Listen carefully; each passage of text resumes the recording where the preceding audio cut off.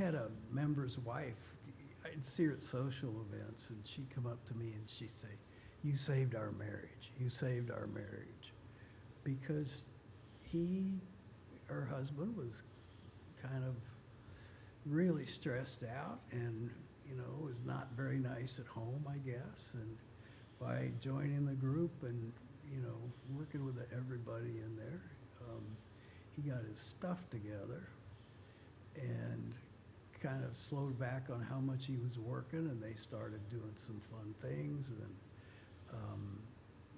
he became a decent, really good husband and a decent human being. It's great to hear the impact, pun intended, of getting together with other folks that understand you, that don't put you on an island, that don't judge you through the process.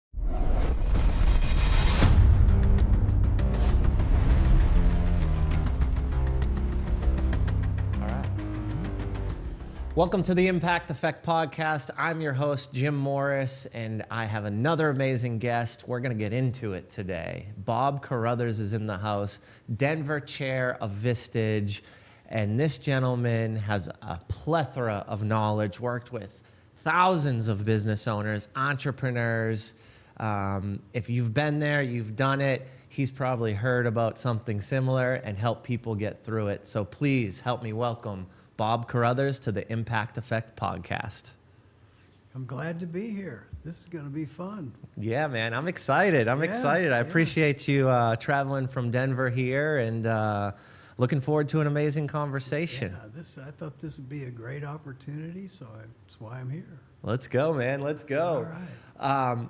As always, we ask every single guest the same question.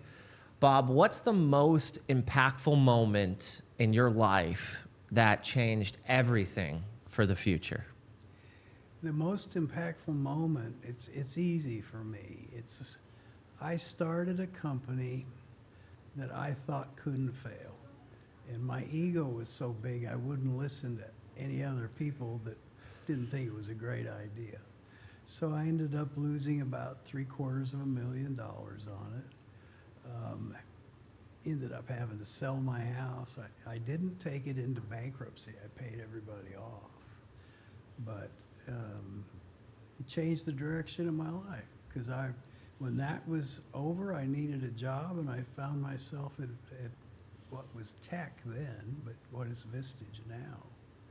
Wow. So it was pretty impactful. Wow.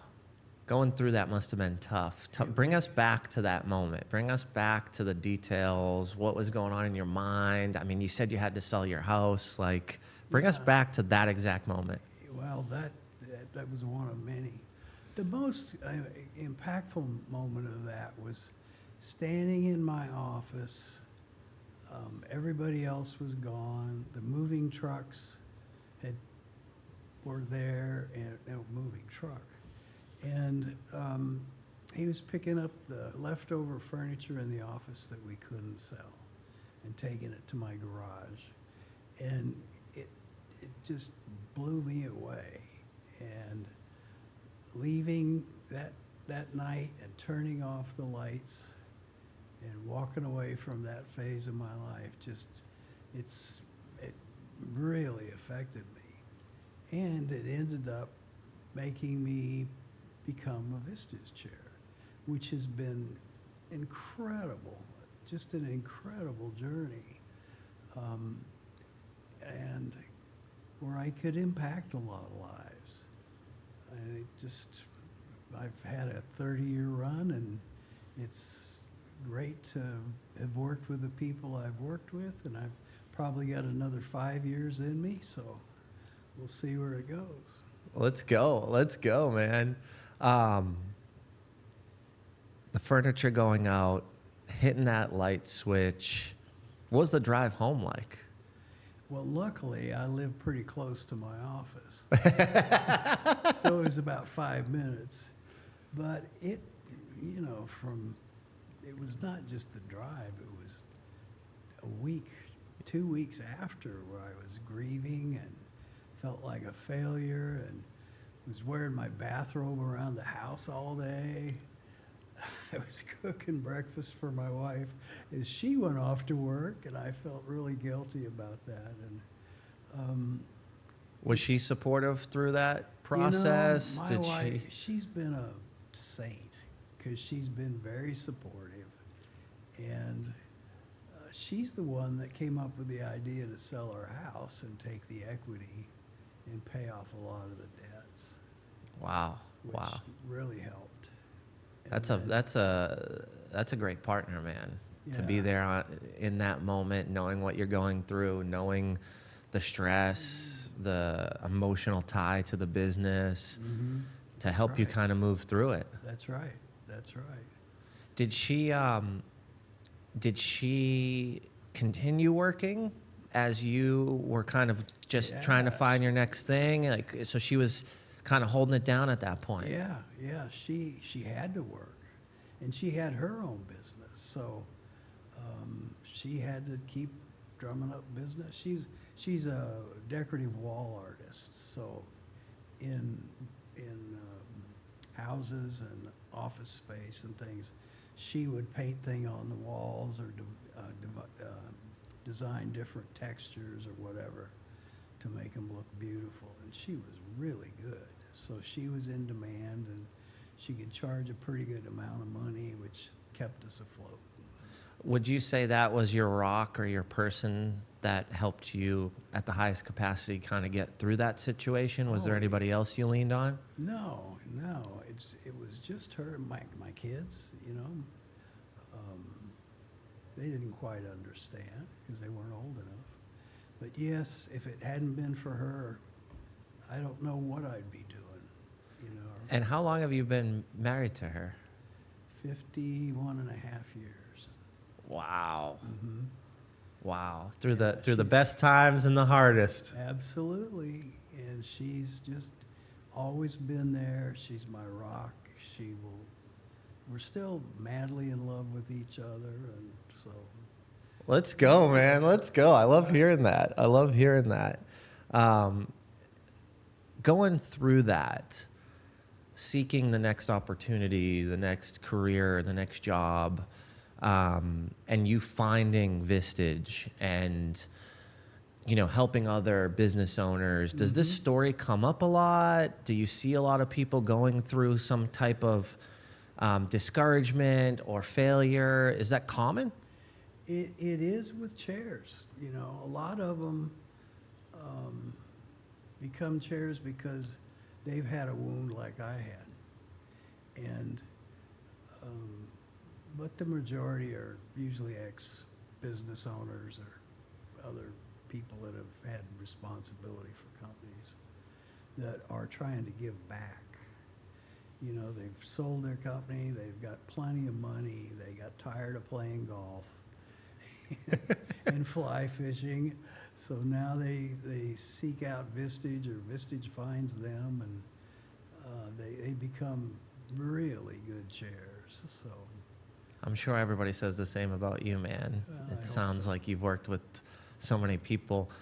Without saying names or companies or anything, is there any stories you want to share or any business scenarios that might help the audience or navigate something that they may be facing?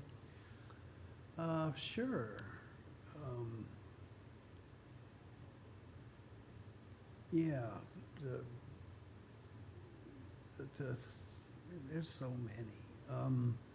And when you told me how many people you worked with, I was like, man, he's probably heard it all, Yep, and I've which is worked- cool to impact all those Yeah, people.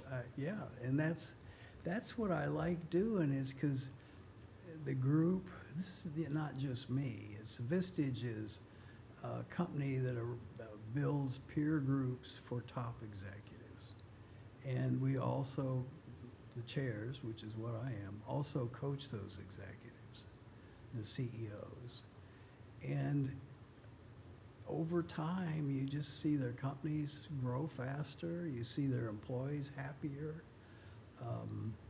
I walked in an office once, and the receptionist called me over to her desk, and she got real quiet. And she pulled me in. I had to bend over. And she said, I don't know what you two do when you go in his office and close that door for 2 hours, but whatever you're doing, keep doing it. Because this place is a better place to work. And we're happier, and he's happier, and we're just doing great. So just keep on doing it, you know. How'd that make you feel hearing that? Oh, man, that's why I do the work. It's why I do this. And it's fabulous. It must be cool to not only hear it from your direct client, but to hear that from an associate or someone that works within that organization. Right. I can see why you're so energized around doing it and why you've been doing it for so long. Oh, sure. Yeah, it's psychological. I'm a psychological billionaire, you know.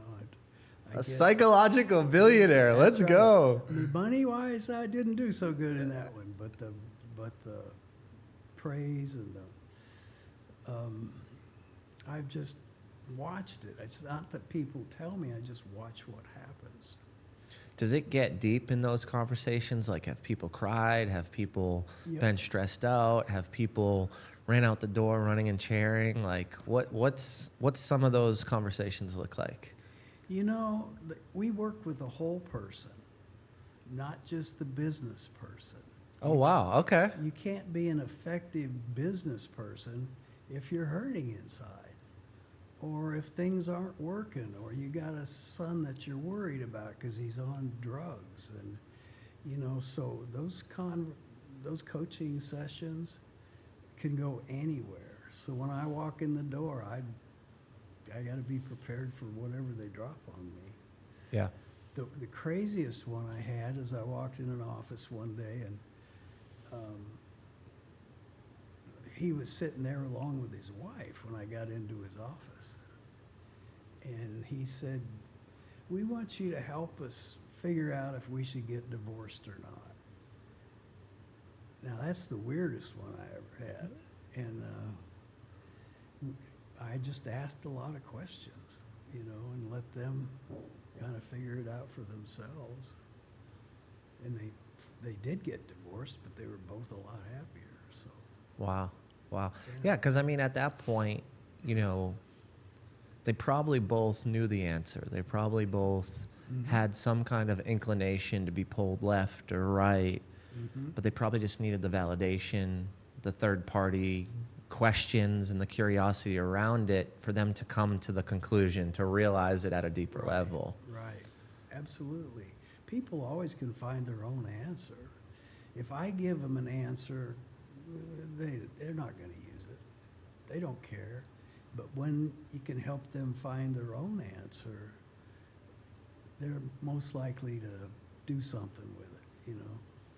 I love that approach because obviously I've paid coaches, I've talked to a lot of people on the podcast, similar to yourself, you know, provide me a bunch of knowledge and experience and great conversations. You know, our conversation at breakfast this morning, it was like, man, thank you, Bob. Thank you, you know? And the best ones are those where someone just asks the why or the how, or, you know, asks a question that makes you have a different perspective, or just realize your current perspective in a lot of ways, right? Where it's like, okay, I might have been thinking that, but now that you asked that specific question in that specific moment or time, and I'm in the headspace because we've engaged in conversation, I've got the space to navigate it, to answer it, to think deeply on it. I'm in a comfortable atmosphere. You know, I feel safe to be honest, to be real, to get it out, right? Rather than holding it all in. Exactly. I think there's so much power in that. It's huge. Often I have to call bullshit too, you know. Bullshit, Jim. Bullshit. And that's, they are taken aback, and we say, okay, let's look at that in a different way. What's something that you had to call bullshit on? I'm curious, Bob. I'm like, man, how many times does this happen? Is this a weekly thing? Is this a monthly thing? I had a member once that she was CEO of a large dog, you know, sitting business. And she had just been hired, and she was talking about how she had to go in and be there all from 8 to 5, and she was killing her, and she had to do all this stuff like she was an employee. And that's when I finally called bullshit. You're the CEO, you know. They're paying you for results, not hours. You know, if you want to go to the gym in the morning and come in a little later, you can do it. You can do it. And stop this pity party, you know, because you got the greatest opportunity in the world going right now. Use it. The pity party. Mm-hmm. A good friend of mine told me you have 5 minutes to have a pity party, and you better get your shit together after that. That's right. That's right. It's not doing any good.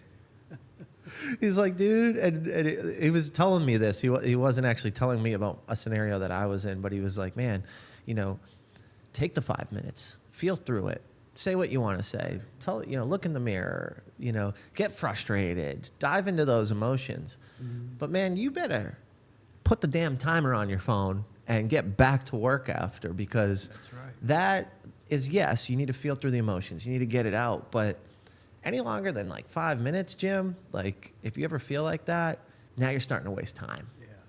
And as you know, time, energy, Mm-hmm. right? Because That's right. when you're feeling those emotions, that's a lot of energy too. So it's like, at what point is it okay? Well, it's okay to navigate in a small increment, but to carry it with you and to bring it into the next meeting, or, you know, through the weekend with your kids and your family, like, is that really helping the business, your family, your own life? Right. It's not, No. you know, No. but it's human, so I get it. But you know, people need to vent too. They need to just get it out. Yeah. It could be a situation they're in, or some crazy customers making them nuts, and they've got to get it out. So I just let them sit and talk.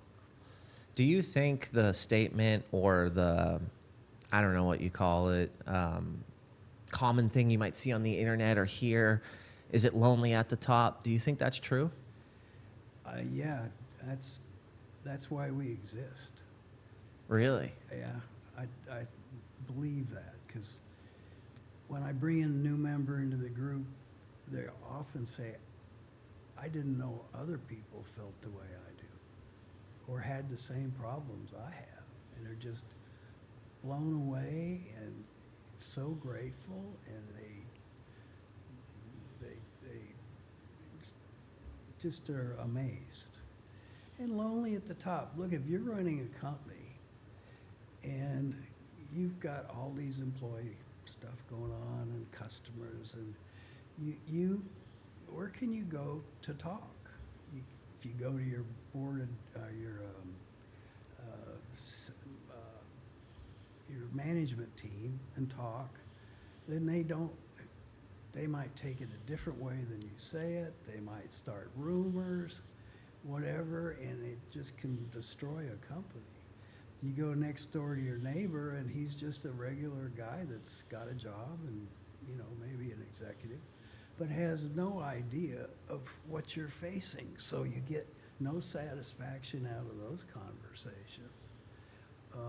Your wife's sick of it. She come on, man, let's talk about something else. I've had those conversations. I'm like, I know, honey, and I know you don't deserve to hear this every day, all day at 7 a.m. You just want to have your coffee. I get it. That's right. That's right. And so she's so grateful when you become a member of one of these groups, and it's just, it's that now they've got people who are facing what they're facing and can have a decent conversation, or can ask each other questions, or, you know, get their questions answered, you know, by the others. And it's just you watch a whole transition. I had a member's wife, I'd see her at social events, and she'd come up to me and she'd say, you saved our marriage. You saved our marriage. Because her husband was kind of really stressed out and, was not very nice at home, I guess. And by joining the group and, working with everybody in there, he got his stuff together and kind of slowed back on how much he was working, and they started doing some fun things, and he became a decent, really good husband and a decent human being. Man, that's awesome. Yeah. It's great to hear the impact, pun intended, of getting together with other folks that understand you, that don't put you on an island, that don't judge you through the process. Right. I think that's what a lot of people are seeking is, can I be honest? Can I be real? Can I be open and walk out of that room and not feel that you're going to have conversations behind my back? You're not going to go tell everybody. Right. And I've been in a business, or I've consulted for a company where the leader was going through stuff and they were, emotionally dumping. And there's a fine line, I believe, because what it does is it loses credibility, not of the human, but of the organization, because they're the leader. Yeah. When everything fails, when everything's on the rocks, you're looking to that person to make the decision to bring it back up to speed, to accelerate it, to give it momentum, to give it the burst that it needs. And if everything from that person is negative, if everything is not vetted, meaning like, here's the dump of what's going wrong, but I don't know how to fix it, or I don't have a plan or a solution, then at what point do you lose hope? And what point do you have to start to protect yourself? Right? Because if you think the company is going down, you'd be the idiot to sit there and not take in that information to then start to transition to protect your financial gains, your career, your next move, because you also don't have the control. You're not the owner. You're not the CEO, right? So it's almost like, at what point do you forget to motivate the team and just tell them all the bad things, or not give them the solutions or the strategies of where you want to go and how you want to get it to the next level? I've been in those situations, and it's like you couldn't catch someone faster running out of the door. Because at the end of the day is, yes, you want the mission, you want to enhance the vision, you want them to hit the goals, you want to help people, you want to impact people, but if you don't see the vision ever coming true, or if you don't see the opportunity for it to be corrected and get back on the course of where you joined or what stage it was at when you joined, or where you planned for it to go, then why would you stick around? People say they don't work for just the money, but when you think the money's going to be gone, you're going to go find money because you do have a family, you do have responsibilities, you do have a mortgage. That's right. Have you seen kind of leaders kind of make those mistakes in the past, or have you helped people kind of get recourse corrected? Yes. I've seen them go through some tough times. And the pity party comes in, and they start losing some of their positive attitudes, and it starts to crack. Yeah. People can see, whoa, he's not even happy. He's not even excited about our future. Well, if he's not, we are in trouble. So you've got to keep that mask on. Yeah, it's interesting. We talk about the mask of maybe being someone that you truly aren't. But part of leadership is holding strong in some of the tough times. Not lying, not manipulating, but what information are you going to share with the team that will serve them better? And sometimes you shouldn't share it all until you have a solution or a plan. Because if you're someone that comes in and says everything's going downhill and you have no idea what to do, at what point do you start to lose respect even in that moment? That's exactly right. They want you to be a strong leader. And if you walk in and say, oh gosh, guys, we're screwed. We're going to die here. And then they do run for the doors. They'd rather have somebody that was positive and gathers the team around and comes up with a solution, comes up with something they can do to impact. Yeah, I've seen it too, where it's just like idea generation without integration. That's right. And it's like, well, like we come on in, man. Let's do this thing together. Like, let's integrate it. Let's take action on it. And, you know, an idea is great, but if it doesn't have legs and it doesn't get implemented, then it's just conversation at that right. point, you know? That's right. Uh-huh. When you talk to your other chairs or go to an annual conference or experience some of these other chapters, whether it's internationally or on the West Coast or the East Coast, do you have similar conversations around some of the clients you serve, and or are you seeing different stuff in different areas that continue to pop up? Well, it depends on the economy. Some areas are not doing as well as Denver is. So that's a factor. But when I work with other chairs or talk to other chairs, we're all facing the same thing. We're all working with basically the same people, you know, so we don't have a lot to share there. And confidentiality is the number one factor that allows Vistage to exist. We have to be, whatever said in that room stays in that room. Whatever I hear from a CEO goes no further. You got to create the safe space to get the truth. That's right. And if they think I'm going to go out and start talking about them, then it's shattered. It's not going to happen. And how can you show up and give all the information for you to be able to coach them if you're worried it's going to go outside the doors? That's right. That's right.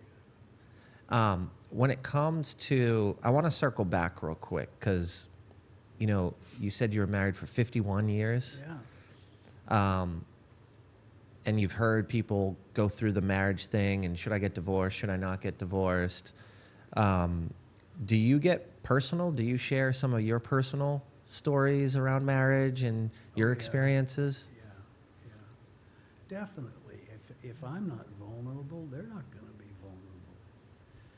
And vulnerability kind of seems to be one of the key words these days. So, yeah, I'm quite happy to share all my craziness and whatever I think I can use from that quiver there of arrows and share it. If I think it will help them, then I definitely do. Yeah, I appreciate that because I think, you know, some people who have had success and have experienced things and survived them and grown things and have worked with so many people, they tend to, for some reason, not want to share, for some reason not want to expose themselves of some of the things they've done or some of the lessons they had to learn the hard way. So I appreciate, you know, someone who's vulnerable and will share. And again, I appreciate our breakfast this morning where we just, you know, had a very in-depth conversation around it. Right. When it comes to, you said you want to keep doing this for maybe another 5 years. Why do you want to keep doing it? Because I'm having fun. I enjoy the people I work with. Plus, it keeps my brain active. You know, I work with sharp people, and I've got to be able to keep up with them and have those kind of conversations. If I just sit in the corner and drool, you know, that's when they're going to ask me to leave. So I better be in there and can act as sharp as I can. Yeah, I can only imagine how stimulating it can be for anybody, and hearing the things that you hear and the experiences you've been through, you know, I'm sure it brings back some memories. It brings back some different opportunities that may not be at the forefront of your mind and allows you to extract and pull some of those lessons. Is there anything that you want to share, any lessons that we might not have talked about, or anything in your lifetime that you think would be beneficial for a business owner or an entrepreneur that might be listening? Boy, I'm going to lay it on you for the last question, Bob. you really are. Well, it's great to, one, you are very sharp. Two, you have so much experience. So when I ask that question, it's not so much to pry around your work or some of the conversations you've had, but I admire you having all those and seeing so much and being involved, right? Like, we're not talking about the startup that hasn't sold a product yet, or, you know, has ran around an idea and is being funded from an investor that never actually went to market. Right. You know, so when I think of, you know, your experience and the conversations you're having, I'm like, how can we pull out, you know, one of the biggest things you might have shared, or I've worked with someone, because, you know, I think that knowledge needs to get out in the world.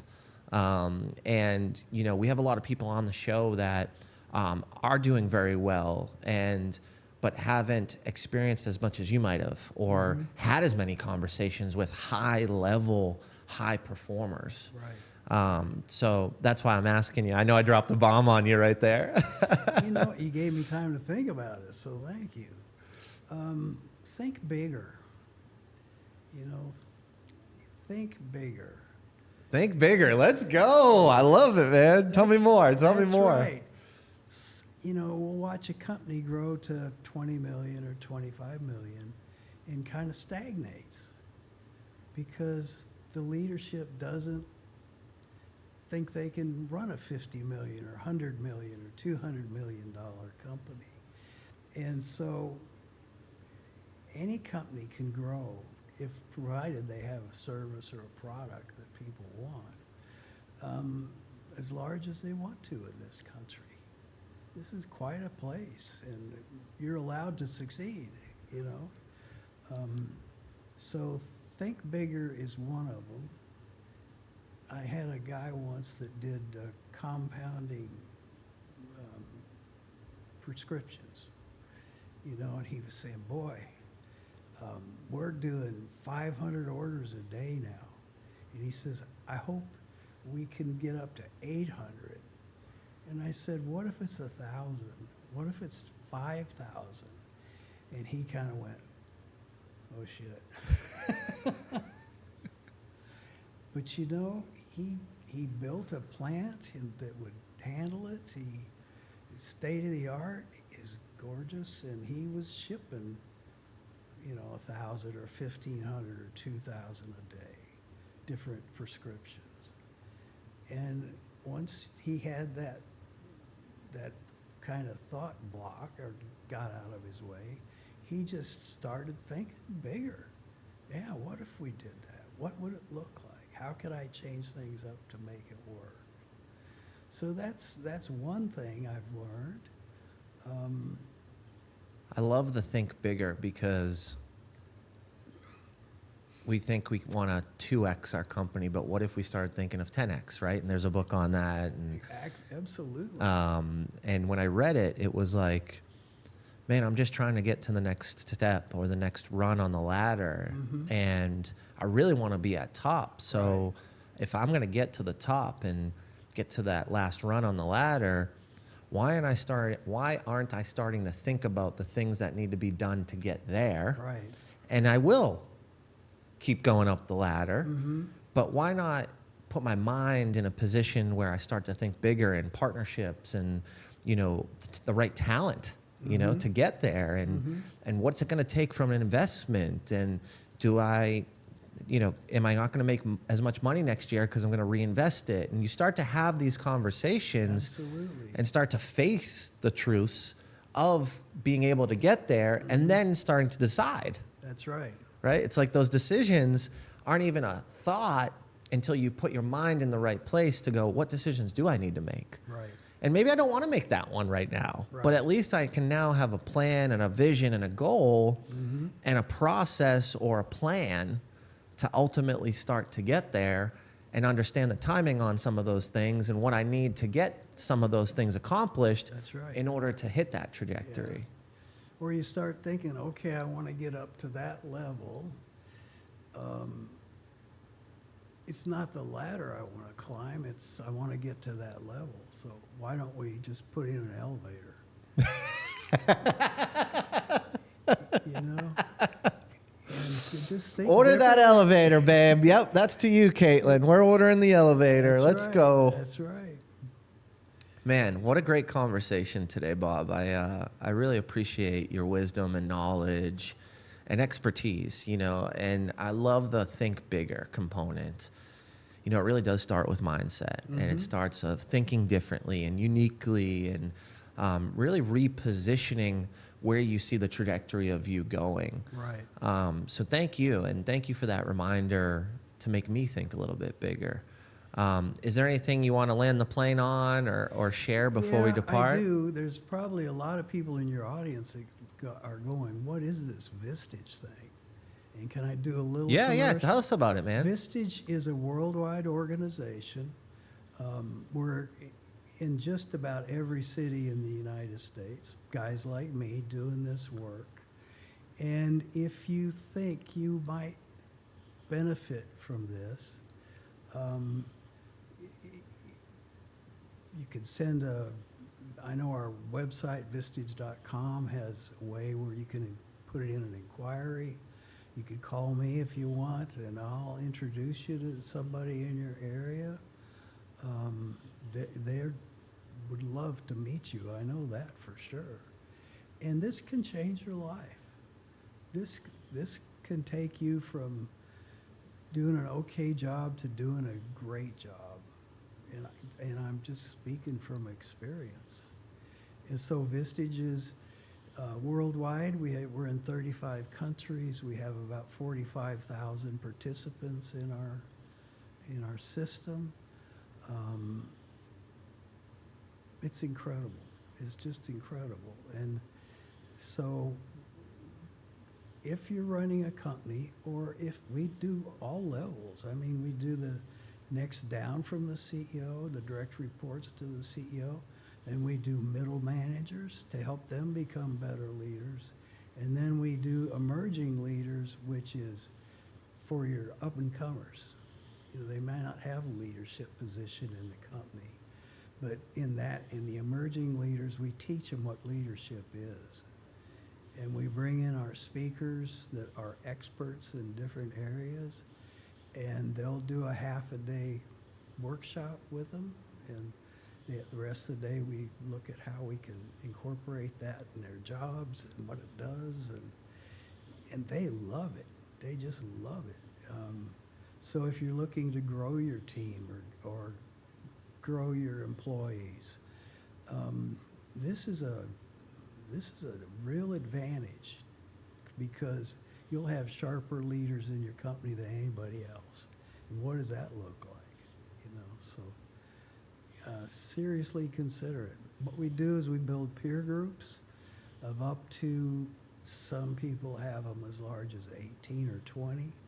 I like to work at 18 because now people are, so busy that they'll, if we get 4 people that are missing, we still have 14 people in the room, which is a good number. So if you're interested in this, reach out, and we'll be happy to serve you for sure. Check them out. 45,000 members is no joke. So they're doing something right. And if you can connect with Bob, I'm sure he can help you too. So thank you for being here, Bob. I appreciate you. And to our listeners, thank you for always supporting and downloading our episodes, subscribing, all those things. We really appreciate it. And we'll see you next time.